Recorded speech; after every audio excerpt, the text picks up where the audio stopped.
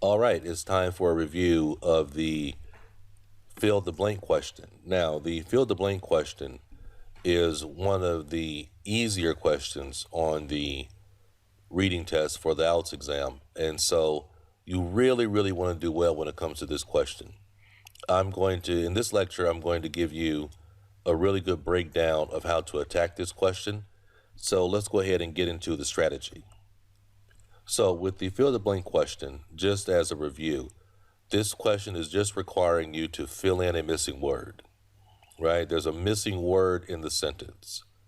And so you have to, examine the sentence, and then you have to, number two, scan.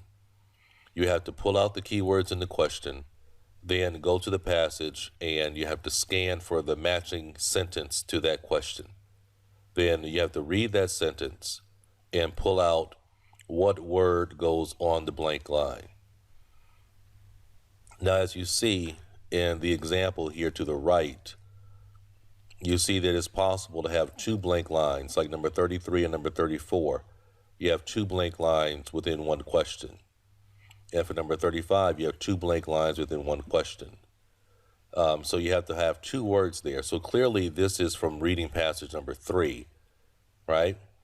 But the fill the blank question is really straightforward, okay? Really straightforward. And so now I'm going to go over some of the more specific strategy. But first, let's get into some helpful information. You know that this question goes in order. I've mentioned it before. This is a question type that goes in order. That means that after number 5, you'll find number 6, and before number 5, you'll find number 4. This is a great question to complete first. A really good question to do first in a question set, because it's easier to do, and it will allow for you to be able to really get a good handle on what the passage is talking about when you have to go back and do those questions that don't go in order. Now, 80% of the answers are located in one sentence. What that means is there's one sentence from the passage, and also you have the question. Now, I will say this, that percentage of the answer being located in one sentence is slowly dropping down more and more as the test is progressing forward, the real exam. Now they're trying to really create a compound sentence, meaning that they're really taking two sentences, and using two sentences from the passage to create one question, like one sentence in a question. And so you have to be aware that that is a trend, right? One of the things that I try to make sure that I pay attention to and advise you on are the trends that are happening with the exam. And one of those trends is that they really are using more and more are using two sentences to create a question. So they'll take maybe some information from sentence number 3 in paragraph number 2, and some information from sentence number 4 in paragraph number 2. Take that information together and create one question. Okay? And so a lot of the question language might come from sentence number 3, and then the answer will be located in sentence number 4. So just be aware of that, because it's happening more and more. Okay, now let's go ahead and take a look at the application of the question strategy. So here I put together the questions and the matching passage language. So when you're talking about strategy, you look over to the right-hand side, and you'll see that the answering strategy, you first want to examine the questions, look at the questions. I think it's a good idea to try to first identify which question is easier to do first, right? Some questions have very specific language or specific details. When you're looking at these questions, there really is this one, number 3. Number 3, I think, is actually the easiest one to start with first. We don't see 1 and 2 above this, but number 3 mentions 26 children, right? That might be really easy to find, right? And I know number 4 and 5 will be below that, and numbers 2 and 1 will be above that. So you want to examine the question, identify the keywords, right? Identify the keywords in the question. So For number 3, 26 children. And the language I want to pay attention to that's going to connect to the answer is the word different, right? And then for number 4, the language that's going to connect to the answer is older. And for number 5, we have equal number of new and blank. So whatever this answer is for number 5, it will connect to the word new, right? Connect to the word new. So I think it's really important for you to really recognize the language that's coming before or after the blank line, because your answer choice will always connect to that language. So when I'm looking at a sentence, when I'm looking at a matching sentence in the passage, I'm not trying to comprehend that entire sentence. I'm trying to locate the language that's coming before or after the blank line, because I know that's what my answer is going to point to. So many students waste time and get caught up in trying to, well, I need to understand the entire sentence and comprehend the entire sentence. For a fill-the-blank question, that's not necessary. Once you find the matching sentence, look at it. Find the language that comes before and after.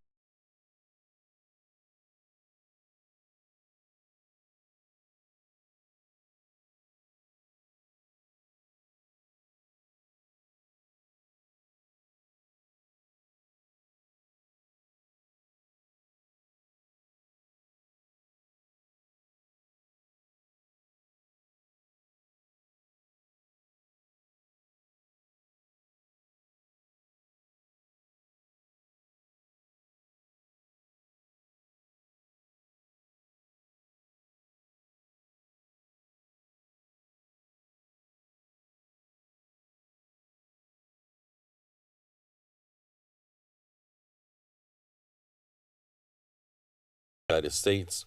So the word order is a little bit different, because in the question it says from different U.S., and here it says in 3 markets across the United States instead of saying in 3 U.S. markets. So that's what I mean by reordering the language, sentence reordering, right? Sentence reordering. But the answer is markets. Now, number 4 is really straightforward. Not going to spend a lot of time on it. Some children have older. Here it says, because previous research has shown the effects of older siblings. Answer is number 4. And number 5 is really straightforward also. Equal number of new and experienced players. In order to understand both experienced and new, right, we divided the sample, right? So we have an equal number of experienced and new. Again, all they did was switch up the word order, new and experienced, experienced and new. Let's go ahead and look at another example.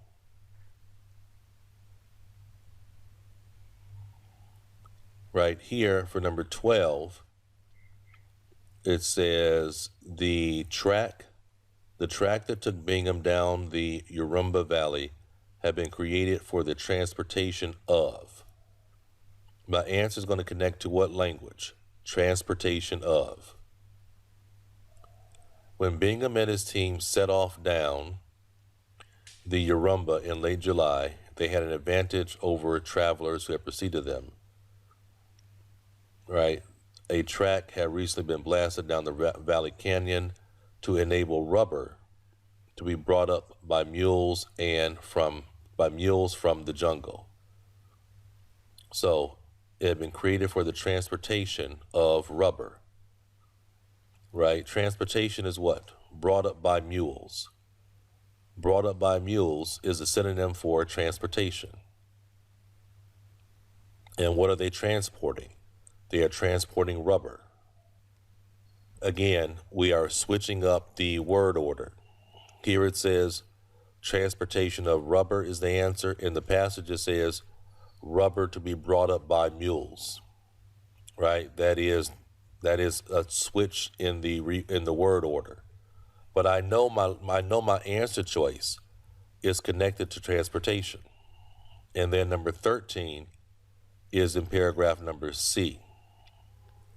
Bingham found out about the ruins of Machu Picchu from a blank in the Urubamba Valley. I'm sorry, that's Urubamba Valley.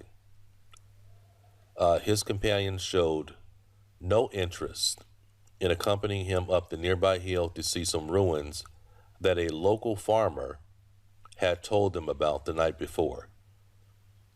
Right? So he found out about the ruins from a farmer. You have to put the answer as farmer. Look at the directions. That's why directions are important. Directions say what? One word only. So on your answer sheet, if you write local farmer, you are wrong. You are marked wrong, right? Because you did not read the directions.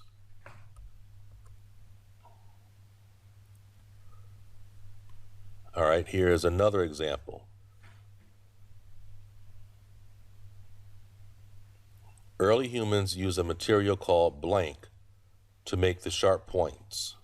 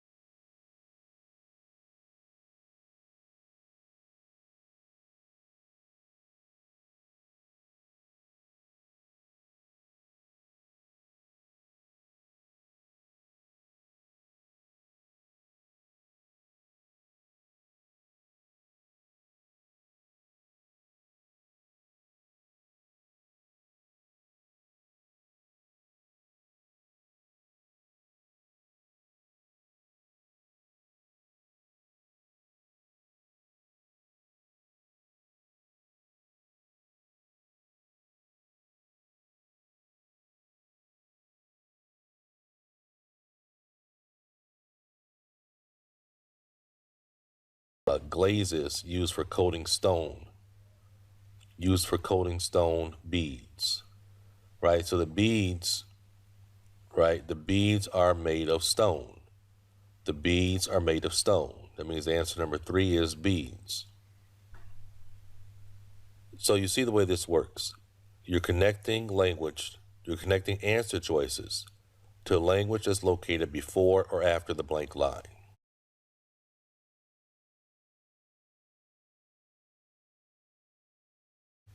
Right? And here you can look at this one also, right? For this one, just, really stop the tape for a second, stop the lecture for a second, and look at 7, 8, and 9. Read the question for 7, read the question for 8, read the question for 9, and then try to look at the highlighted language for 7, 8, and 9, and see if you can look at the connection. See if you can see the connection to the answer choice, which is highlighted in black. Right? For example, number 7, a subjective definition of antisocial behavior. The official definition says that antisocial behavior. So antisocial behavior, the answer is definition.